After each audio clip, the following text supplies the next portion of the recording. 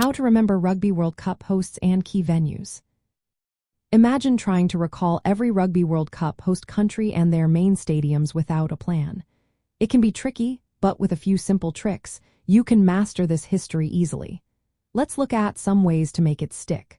First, think of the tournament timeline starting in 1987.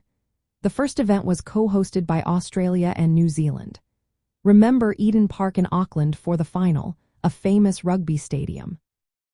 Next, in 1991, 5 European countries shared hosting duties.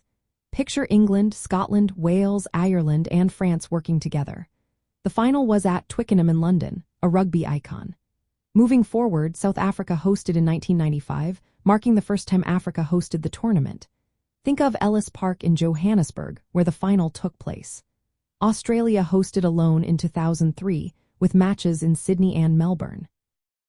Remember the Sydney Olympic Stadium and the Melbourne Cricket Ground as key venues. New Zealand hosted again in 2011, returning to Eden Park for the final. England hosted in 2015, with Twickenham Stadium as the centerpiece. Japan hosted in 2019, the first time in Asia, with Yokohama International Stadium hosting the final. France hosted in 2007 and again in 2023, with Stade de France in Paris as a key venue. For future tournaments, Australia is set to host again in 2027, and the United States will host in 2031, the first time in North America. To help remember all this, group the hosts by continent and era. Think of Southern Hemisphere events in 1987, 2003, 2011, and 2027. European tournaments include 1991, 1999, 2007, 2015, and 2023.